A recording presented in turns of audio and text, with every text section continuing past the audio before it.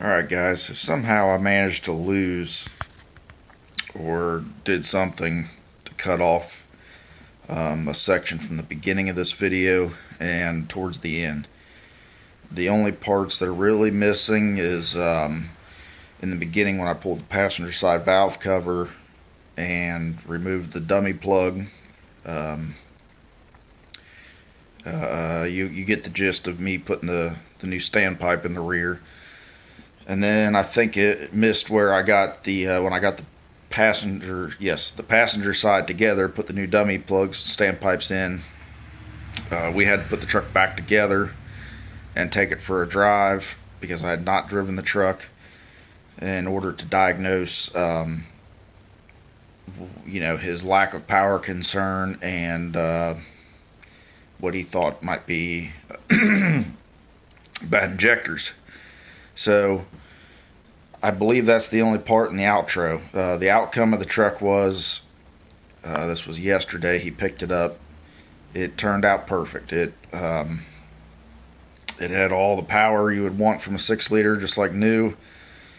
It drove smooth. You gotta excuse me, I caught something. I'm struggling with my throat right now. Sorry. But anyway, yeah, the truck runs perfect. So he picked it up yesterday, and I did an outro with it, showed you where the injectors are all smooth. But you guys can see on the video that's left, where I show how a dip in that line is a bad injector. When we were done, it was straight across the board good. So yeah, I really apologize. I don't know what happened.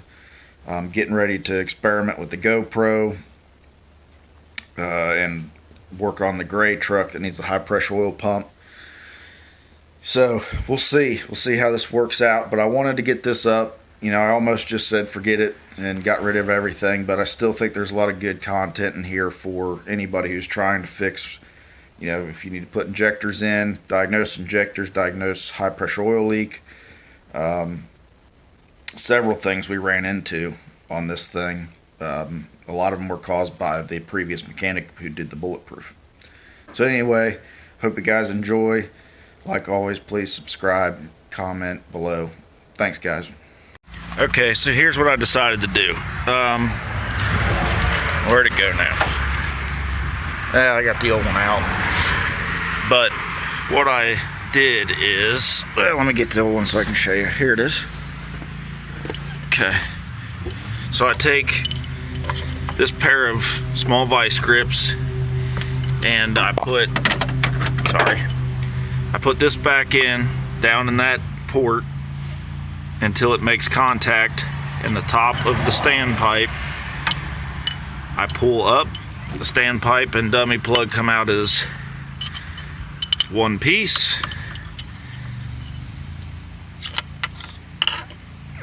Hold on.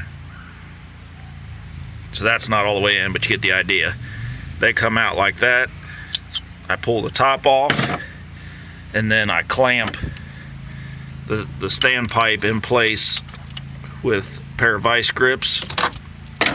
So basically it was sitting there like this with the vice grips right here. You can see the marks. And it'll slide up just below that point on the box. Okay? Now normally you can just take these bolts out of the oil rail and rock the oil rail this way just a tiny bit and that thing will come right back up. That's the way I prefer to do it, okay? The problem is this guy ran these freaking bolts in, like I said. I don't know how tight, but where's that one Torx bit? There's another Torx bit. Now this was a tamper-proof, so they twist easier. But that's at 12 foot-pounds, that should still be able to take that out. And that was for these two by the box. So rather than get into a whole ordeal and have to charge him for new bolts for this oil rail, because they weren't going to be usable when they came out, I did it another way that I've learned over the years, and that is you get that standpipe just like that, you take a pry bar and you run down here between the box and the standpipe, and you just gently, ever so gently, pull that pipe or pull that pry bar back, and that HVAC box will flex just enough. I mean, you're not talking but a tiny bit, and you can get the old standpipe right out. Then you just set the new one in just like I did, and you pry that box. I mean, literally it's just the flex of the plastic. You'll hear no cracking. If you hear cracking or anything like that, you're doing way too much. The new piece will fall right down in there. Then I got the new top of the standpipe. I got some oil on that O-ring so they seat nice. I always put a little oil on all the O-rings of it, and actually you can feel it. There you go. They've seated. So I'm gonna go ahead and put this standpipe in, torque it down, put the dummy plug in, torque it down, and we can put this side back together, and then I'll work on the other side and I'll show you some of that. Okay, so I just slid the valve cover back down in there. Start putting the bolts in. The two, let's see, I got sun in some areas and darkness in others. So those two bolts that are right about there, right about, you see them? Can we not? There we go. That bolt there and the one farther back. The best way to get those is take your arm right down through here, and you can thread them in right here and there, right there, the one farther back. Get them started with your hand, tighten them up with a wrench right through here. That's why I leave this ICP out. It's easier to get the valve cover in and out. Get those started right there. Then the rest of them you can pretty well get to. So I'm going to get them all in, tighten down, put the boost tube back on this side, just plug everything back in. That's for the glow plug harness right there. This is a vacuum for your HVAC. So yep, I'm gonna button this whole side up and then move over to that side. So I took the truck out and drove it about 10 miles, and it ran pretty rough, pretty sluggish at first. The FICM voltage was down 45 or so. Close this door. And then as the FICM voltage started to come up, the truck started to run better. So let's do a power balance first and see what the injectors look like.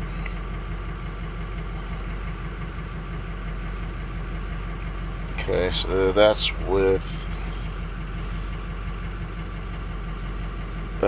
fuel compensation.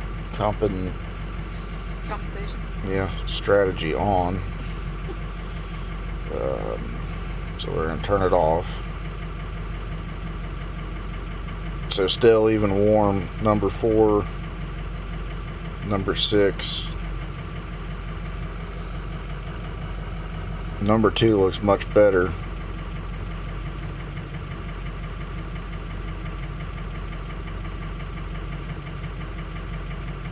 But number 2 was definitely falling out when it was cold, so it's probably got stiction. 4 and 6 are falling out when it's warm. So it could be stiction, it could be whatever, but it's there's no doubt that 4 and 6 are no good. And 2 has a slight bobe, not too bad, but it's definitely bad on cold. There it goes, it's starting to drop. There it goes. Let's rev it up a little bit.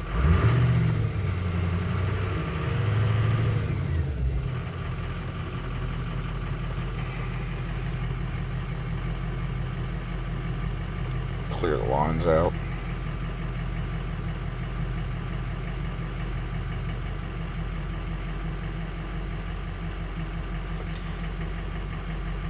Let's turn the compensation strategy back on for a second.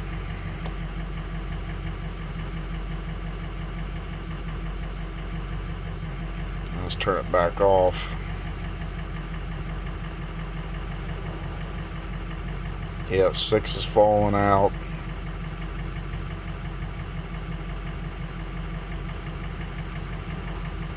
There goes 2. So it's going to need injectors 2, 4, and 6. We're just going to say that. That's pretty well, at this point, we've proven that. So let's cancel that. Let's get out of here. Let's see what the FICM voltage is doing. I better enable. Okay.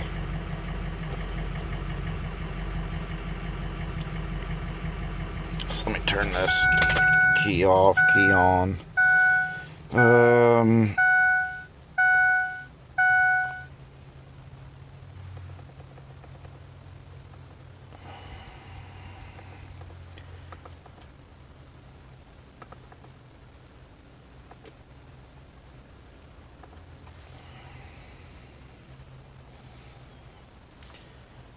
Battery voltage looks okay.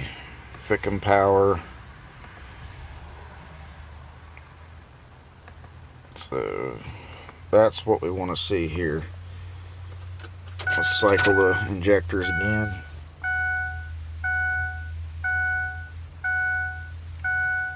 $47.5 is fine. We're back up to 48. Let's start it. Now when I did it earlier, it was falling out to 45 or so, which is a definite fail. Now it's staying up. So I think we're going to need injectors 2, 4, and 6. And I'm going to let it sit for a little while and see what the FICM does, but I'm thinking we need a FICM too. So I'll talk to the customer and see what he wants to do. I talked to the customer. He's on board. We're going to do cylinders 2, 4, and 6 injector, and we're going to replace the FICM. So I'm going to start tearing it down now.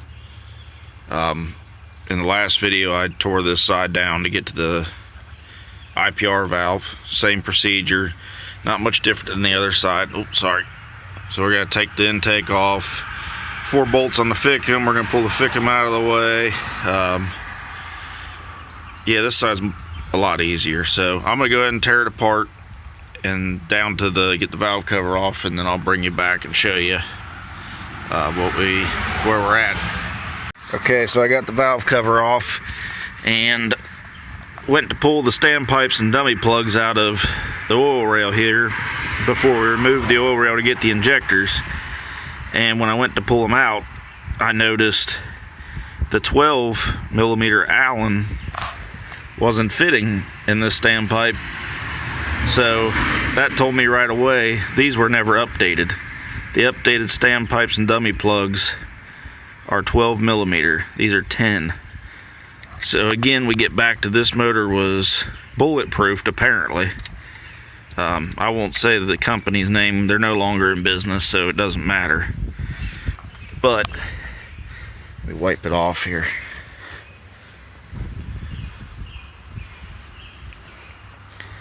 So when I say updated, these O-rings will blow much easier on the originals, whereas the new ones have that white nylon washer or backer behind this O-ring. So this man bulletproofed this engine, put updated standpipes and dummy plugs in here, which he didn't install right. It blew out on this side, and didn't install the updated ones on this side. So anyway, I'm going to pull these out. Then we're going to pull the oil rail off. I'll show you how we're doing that here in just a second. Okay, so the owner stopped by and I got distracted. So we got the oil rail off. It's just a bunch of T30 Torx bits. You're going to need a good T30. I got this one off the Mack truck. It's actually designed to help make sure you don't strip them, because these were, just like everything else, tightened way too tight. So anyway, got that off, pulled the oil rail off. When you pull it off, it's going to make a mess as it drains. So just let it hang there and drain for a minute. And then after that, you got, let's see if well, here I can get one. So right there, see that Torx bit right there? That's your injector hold down. So you're going to loosen that, and as you loosen it, it'll lift the injector out of the bore. Now, to get the plug out, so this is, so right there, that's the harness right there. You just push this pin down, just like this. Push the pin down. I'll use a flat blade screwdriver or something, push it down, pull it back, and then to get this injector, the actual wiring harness on that side out, it snaps in there. Take a 18mm socket and just pretend that the injector harness is there. Push that 18mm socket on there and wiggle it, and you'll hear it pop, and it'll pop back into the valve cover area. So that's all you gotta do. You pop that harness back, loosen that Torx bit, the injector will lift out. I got the 3 that are bad out of this one, and he is going tomorrow on a 3-hour trip to get some injectors and a FICM. So I will get back with you on reassembly.